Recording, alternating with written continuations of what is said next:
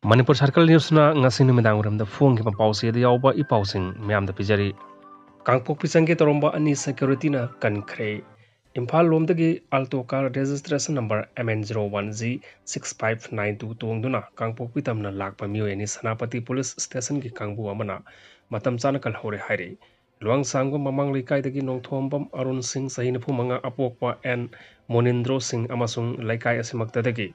Guruwari bam Tiken Sarmana haugiba nongyai matung minute 53 chatpada Kangpokpi tamna chatkibagi pau phangmadagi khudakta Sanapati Police Station gi timna matam chana kalhoraga makoi ani imung manunggi mioi singda khusinakri haire Jiribam gi mihata sene haina fakhibadu misamni Kajet sina phongdoragli Mamang sahi ki November da sahi nauriba angang ahum yauna misam taruk Jiribam da hat khibaga mari leinana National Investigation Agency NIA na fare hairiba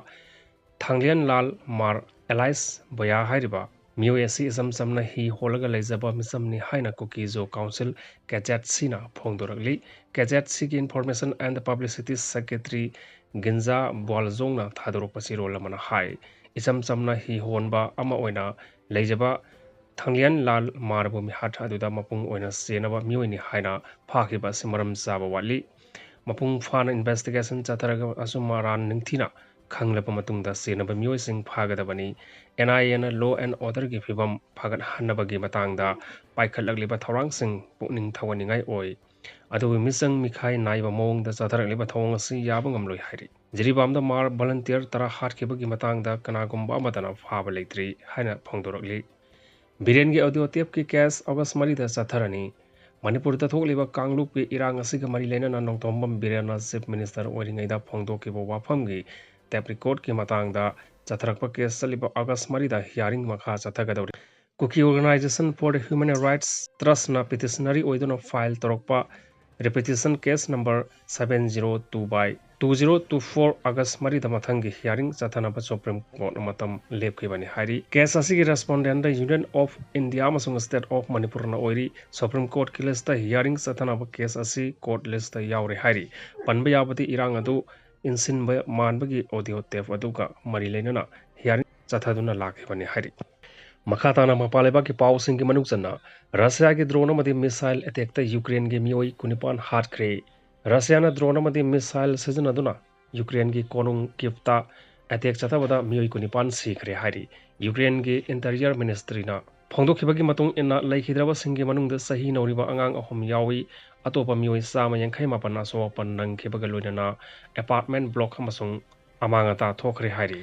Russian President Vladimir Putin na August Nipan phawgi manungda ceasefire gi wafam ayaba piraktrabadi Moscow gi mathakta hena kanba mathaki athingba kyamarum thamlagani haina US President Donald Trump na lauthokrabasu Russia na makhata na Ukraine gi tongan mafam singda attack chathaba leptri report amagi matung ina hogiba ahingda Russia na drone zohma pan amasung cruise missile Nipan Kiev city gi tongan mafamda kapselaktuna attack chatharki Ukraine gi air defense system na drone amadi missile khara nongtakta amangata thohan kiba tarabasu mi kungna taba Kiev city gi mafam amada drone missile khara kapselakhibani hairi Trump na India amasung Russia gi economy bu asibani haina karyam kathaina raga saikhre Malem gi economy gi mari suba mafam chu Malem gi economy gi mari suba mafam bu asiba oigadra US President Donald Trump na India amadi Russia gi sarmelon bu asiba sarmelon ni haina phongdokhiba tarabasu India na di sarmelon gi phibam khwaidagi faba lebak singgi manungda mari suba mafam kanba ngamle haina lauthokre India da sa da kunmanga gi tarif lauthokraba matungda Donald Trump na social media da thadrokpa warol amana hai Malayamda hojik orekliba phibam asida India amadi Russia na kari karamba thawrangsing lakholakpage haibadu thoidokna maru oina lode India amasung Russia gi sarmelon di asibaga pangkak oirabani sarmelon gi phibam ka hena soksel le haina India amadi Russia bu Trump handaba thakta puthaduna wangang khrabasu report amagi matung inadi Malayamda hojik India na mari suba sarmelon gi phibam khwaidagi phaba lebak ni haina kumjali singani kunmanga gi data da uli data asigi matung ina India gi gross domestic product GDP dollar trillion maridasmik tramapan oiduna Japan dagi mangjil thare DGP dollar trillion 30 yankhai ori US na makok ꯏꯊꯪ ꯊꯪꯅ ꯂꯩꯔꯤ꯫ Dollar trillion 17.12 ꯑꯣꯏꯔꯤꯕ ꯆꯥꯏꯅꯥꯅ ꯑꯅꯤꯁꯨꯕ ꯑꯃꯁꯨꯡ dollar trillion 4.63 ꯑꯣꯏꯔꯤꯕ ꯖꯔꯃꯅꯤꯅ ꯑꯍꯨꯝꯁꯨꯕꯗ ꯂꯩꯔꯤ ꯍꯥꯏꯔꯤ꯫ Data ꯑꯁꯤꯒꯤ ꯃꯇꯨꯡ ꯏꯟꯅ ꯀꯨꯝꯖꯥ 2030ꯗ ꯏꯟꯗꯤꯌꯥꯒꯤ gross domestic product (GDP) dollar trillion 8.3 ꯌꯧꯗꯨꯅ ꯃꯥꯂꯦꯝꯒꯤ ꯑꯍꯨꯝꯁꯨꯕ ꯈ꯭ꯋꯥꯏꯗꯒꯤ ꯁꯦꯟꯃꯤꯠꯂꯣꯟ ꯐꯕ ꯂꯩꯕꯥꯛ ꯑꯣꯏꯔꯒꯅꯤ ꯍꯥꯏꯔꯤ꯫ ꯏꯟꯗꯤꯌꯥ ꯒꯚꯔꯟꯃꯦꯟꯠꯅ ꯆꯍꯤ ꯑꯁꯤꯒꯤ ꯖꯨꯟꯗ